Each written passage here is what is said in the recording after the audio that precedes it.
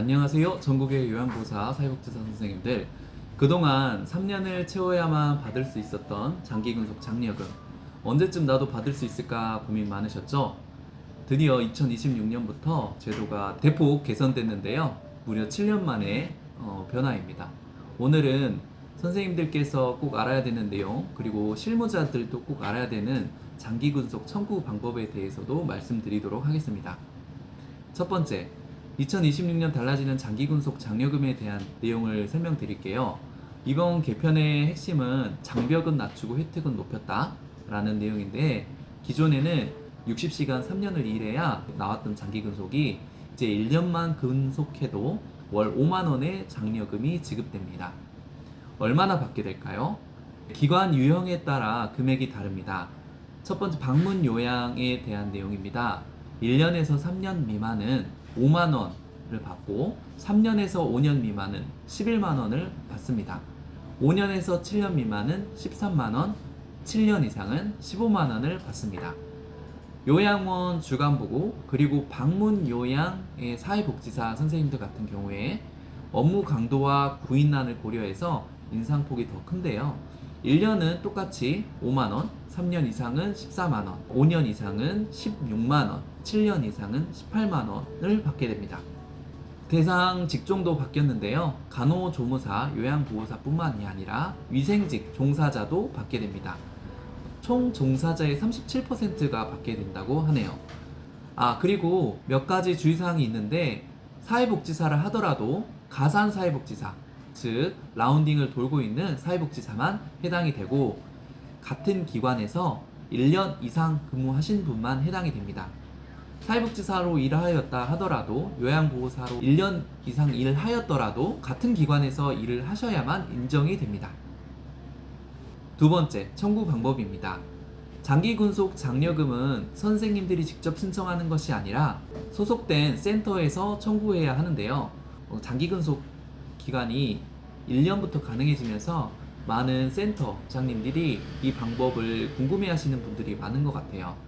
보통 매월 1일 기관에서 급여 청구하실 텐데요. 이 청구가 마무리된 다음에 장기근속 수당도 청구를 하게 됩니다.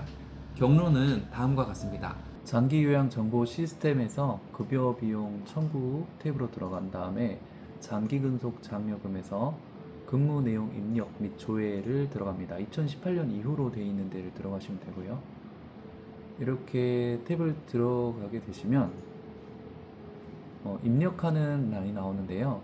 선생님들별로 입력을 해주셔야 하는데, 사회복지사를 먼저 입력을 하도록 하겠습니다. 두 분 입력한 다음에 그 다음에 요양보호사 선생님을 입력하면 됩니다.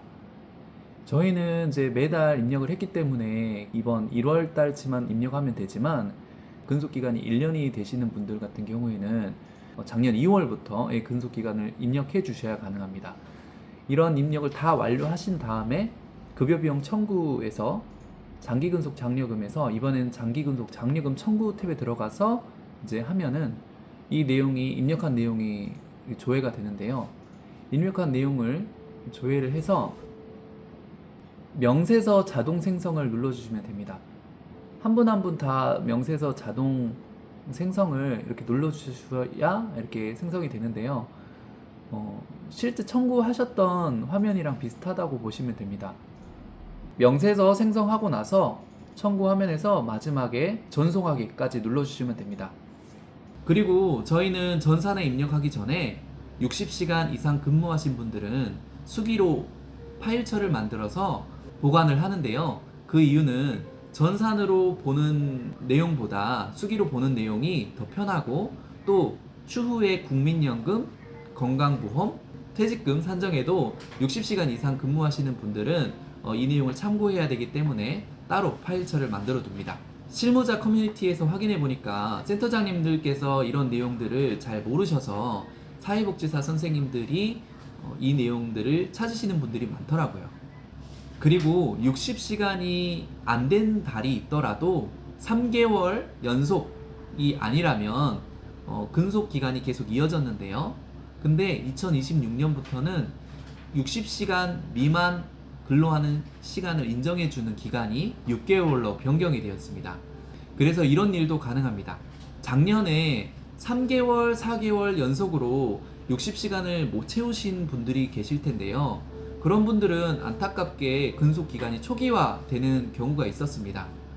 그런데 이번에 개정이 되면서 이번 연도 기준으로 그 전 6개월까지 60시간이 안 된 달이 있더라도 2026년 기준으로 6개월이 지나지 않았다면 근속기간이 다시 살아납니다. 실제 이 부분은 공단에서도 잘 모르는 부분이 있었는데요. 저희 센터에서 한 선생님이 2025년 9월부터 12월 약 4개월 동안 60시간을 채우지 못했습니다.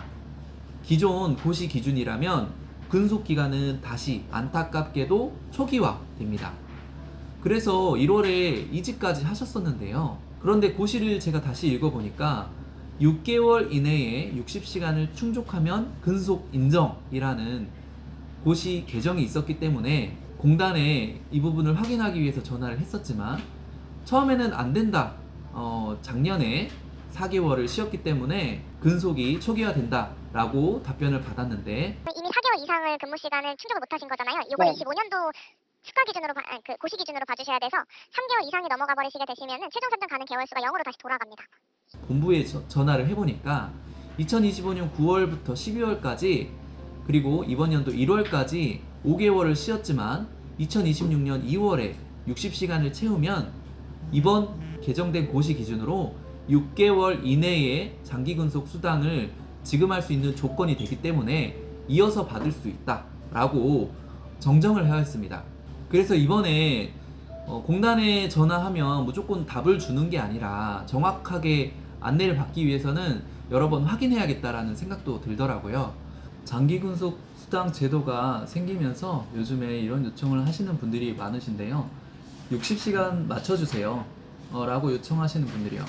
센터 입장에서는 사실 수고만 더해지긴 하지만 나라에서 지원하는 혜택이기 때문에 선생님들에게 최대한 드릴 수 있도록 맞춰드리고 싶은 마음입니다. 근데 맞추기 어려운 상황이 자주 발생하거든요. 어르신의 갑작스러운 일정 축소, 그리고 선생님의 개인 사정으로 인한 시간 축소 이런 상황이 생기면 센터 의지만으로는 선생님께 60시간을 채워드리는 일이 쉽지 않습니다. 이럴 때 센터에서는 다른 어르신 댁에 대체 근무를 그 선생님께 부탁드리기도 하거든요. 선생님, 다른 어르신 댁에 요양보호사 선생님이 아프셔서 못 나가시는데 일주일만 좀 도와주실 수 있으실까요? 이렇게 말씀드리면 남자 어르신이라서 못해요, 2등급 어르신은 힘들어서 못해요, 교통편이 없어서 어려워요, 이런 말씀을 하시는 경우가 있습니다. 그런데 이런 상황이 반복된 뒤에 왜 60시간이 안 되나요? 라고 말씀을 하시면 센터 입장에서는 솔직히 많이 난감하죠.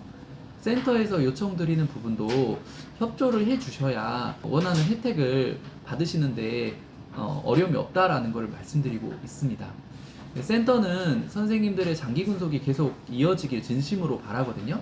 올해 선생님께서 근무를 하시면 센터에서 평가도 좋고 그리고 어르신들도 안정적으로 서비스를 받으실 수 있기 때문인데요. 아무쪼록 이번 내용 실무자분들 그리고 요양보호사 선생님들 잘 숙지하셔서 혜택을 받으실 수 있는 상황이 되시면 좋겠습니다.